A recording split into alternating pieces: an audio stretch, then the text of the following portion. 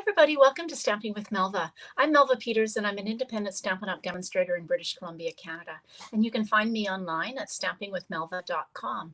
Today I thought I would show you how I made the Sweet Citrus or Simply Citrus card. It's a birthday card that I shared as part of the Share It Sunday blog hop today. Now I made this card for a swap. I actually made 20 of them or 21, I can't remember. And so this, while it looks a little fussy, it really went together fairly easily. And I just want to show you how much fun this Simply Citrus bundle is. Now, it's a hybrid embossing folder, which means you have dies and an embossing folder that will cut out the embossed images. I love this. I love anything that's related to citrus. So when I saw this bundle, I knew it was one that I had to have. Okay, let me switch over and I will show you how I made the card. Okay, so first of all, this is the Simply Citrus bundle. So you get the stamp set. It is photopolymer. The images are bigger than what they appear in this, or 85%, and it is two-step stamping. So you have the outside of the fruit and then, of course, the inside. And you can make this into any kind of fruit. So lemon, lime, orange, blood orange, grapefruit, whatever you want. Mine are oranges today. I've got pumpkin pie for the outside, and then daffodil delight for the inside of the card. Okay, so great sentiments. I'm using the Have a Zesty Birthday today on this. You've got some flowers. These also cut out. This is the die, so you can cut the flowers, or not the flowers, the fruit out like that.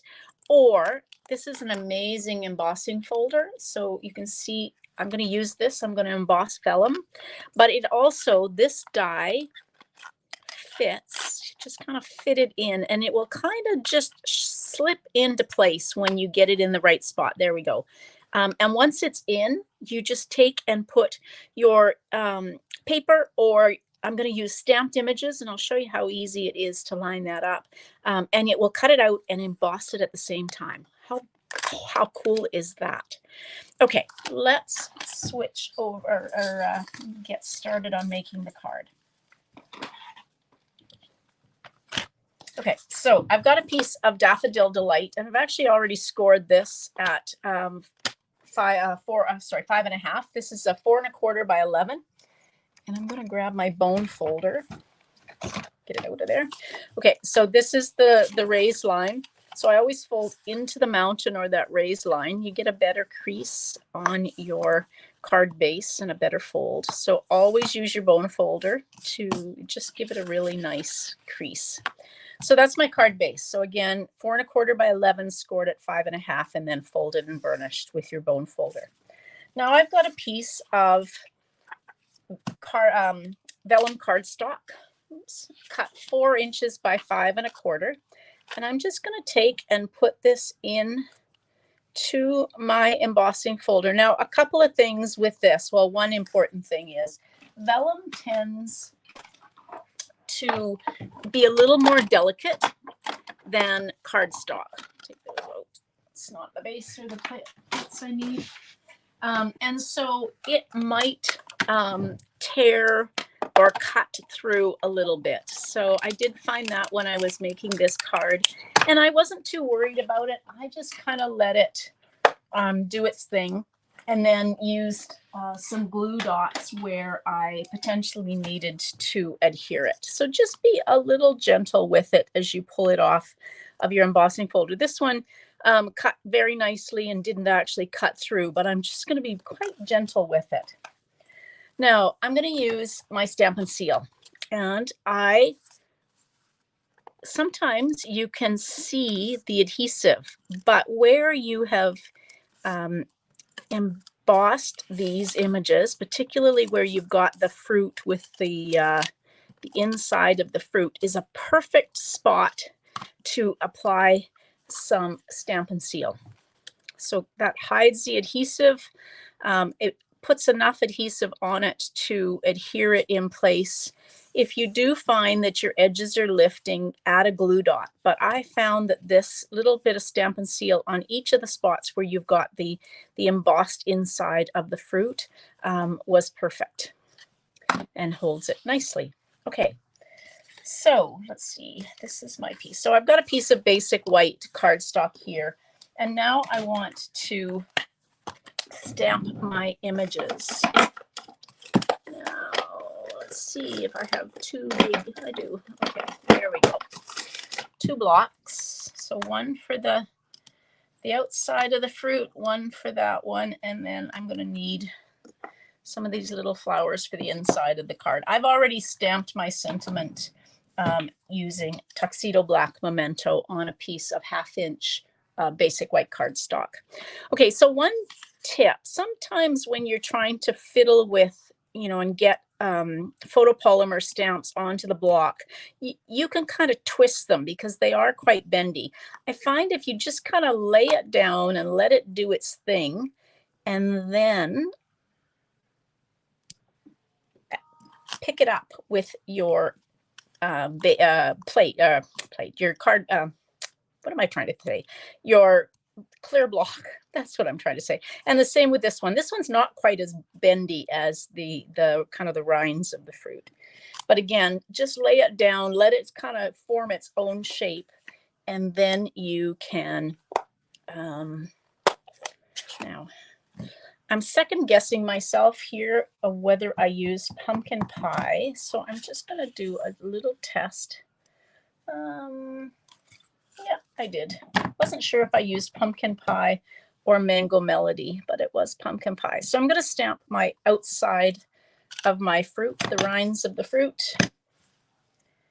And then I'm going to stamp the inside using Daffodil Delight. Okay, so you just have to kind of move your stamp around until you find where these fit. And then you can stamp the inside of your fruit. I must have used a different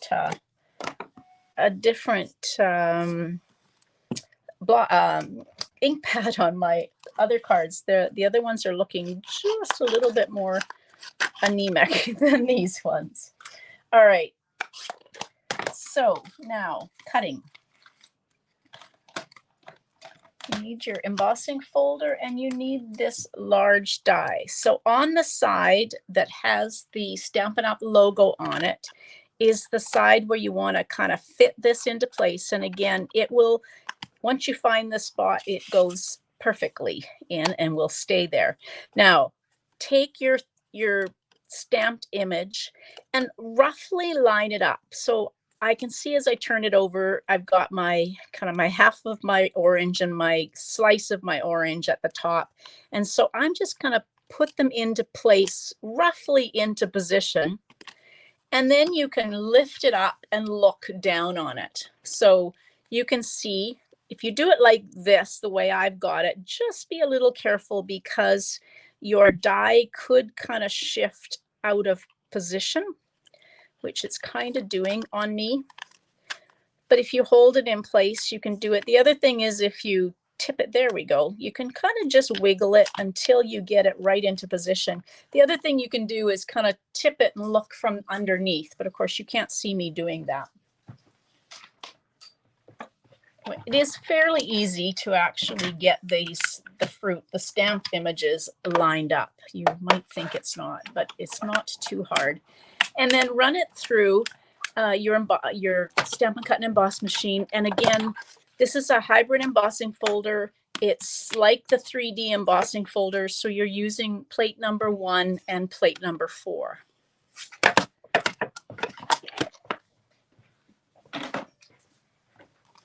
All right, so then these, take that die out. So you can use that die without doing the embossing on it. You can just stamp the images and do that. There are also dies to cut out the flowers and then the leaves. And I love it when you get multiples because I always seem to want to put more flowers and leaves on. And so they've given you 2 of these flowers, 2 of each of the flowers and 2 of the leaves, which is really handy when you want to cut a bunch out. Okay. So the next thing is this is the white frayed ribbon, and I love to deconstruct ribbon. So I'm just going to take my scissors and just cut the very bottom kind of edge off of one side of, so at the edge off of one side of my ribbon. Now I'm going to bring down my piercing mat, and you need to take your pick tool. And what I did was I frayed the bottom. Just take your pick tool and pull down some of the threads so you can start to see it kind of get frayed along the bottom. I just like the look of some extra detail, give some extra texture. So I'm going up maybe 1/4 inch. You could go up farther if you wanted to, but I'm just kind of pulling this down until the threads, and you will have to trim this because you don't get all the threads completely out. If you want to, you can save all these loose threads and use them for something, put them underneath a stamped image. I've done that before, kind of just bundle them up. So this doesn't take too long at all. Like I said, I made 20 or 21 of these cards and did this. Didn't take me long at all. So just kind of pull, and what doesn't come out easily, you can just take and trim. There we go. So now I've got a piece of ribbon that's got a frayed edge on it, just to give some extra detail. I'm going to take my Stampin' Seal and just run a straight line along here. So I cut this piece of ribbon about 4 1/4 inches to fit along the like the width of the card, 4 1/4. All right, and then just trim any little bits off that are kind of hanging around that you don't want. There we go. So you can see I've got this kind of cute little frayed edge. Now we can take and adhere our fruit. And I'm going to do that using Stampin' dimensionals. So let's just add some dimensionals to the bottom or to the backs of each of these pieces.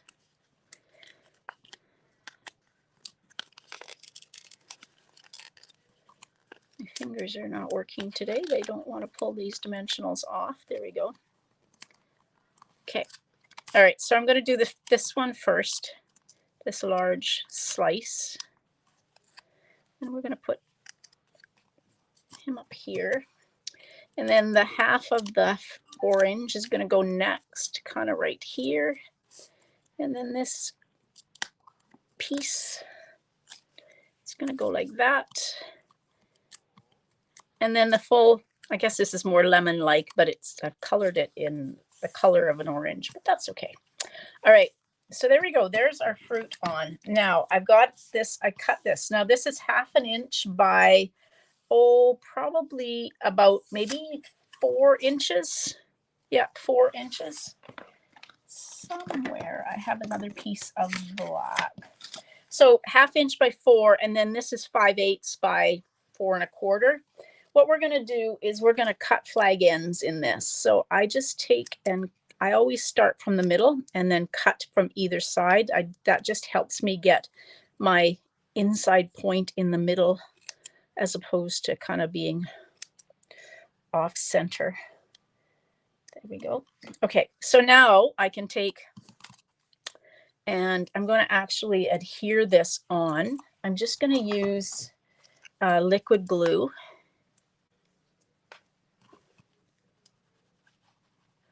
And apply it. Now I'm going to put it just about all the way to the edge. So maybe just 1/4 inch or less than 1/4 inch from the edge. And once that's set, so it won't shift, I'm going to take, there we go. And now I'm going to trim. And the reason I adhere this on first is that just helps me to be able to get the flag end looking the same on both ends. Have you ever tried to do 2 pieces, do them separately, and then your points are in different positions? I just find that if I get the 2 pieces together, I can get my points lined up. And then we'll use dimensionals on this piece. And I'm going to just take, and I'm putting it just kind of at the top of my ribbon. So I don't want it to cover completely over the fruit, and I don't want it to cover my frayed edge of my ribbon. Now for the embellishments, I used, these are the black matte dots. I just love having kind of just a real striking difference to my embellishments. It just makes these pop. And the black and the yellow go so nicely together. So there we go. I've got 3 of those on. And then the last thing I want to do is I'm going to stamp in pumpkin pie just some of those pretty little flowers in the corner. And we can take and use liquid glue. You can use whatever your favorite adhesive is on gluing down. I tend to be a liquid glue person these days, at least for doing this kind of work. There we go. So there's the card that I shared as part of the Share It Sunday. Just love the Simply Citrus bundle. Hope you'll love it too. You can use that embossing folder on cardstock. You could use it. I've actually used it on designer series paper. It looks really pretty, just adds a little bit of detail. If you want it to really show up, you probably on cardstock, it will definitely be more visible. On designer series paper, it's just a really subtle embossed image or embossed texture. All right, everybody, I hope you enjoyed that. If you have any questions as you're making this card, just leave a comment under the video. I'm happy to answer them. You can also head out to my blog because all of the measurements and written instructions for this card are on my blog. So if you find your way out there, don't forget to subscribe to my newsletter. You'll have that option when you get there, and you'll find all the information, and just leave a comment there if you have any questions. You can also subscribe to my YouTube channel by clicking that big subscribe button as you're watching the video. Thanks to everybody for watching. Hope you have a great day. Happy stamping. Bye.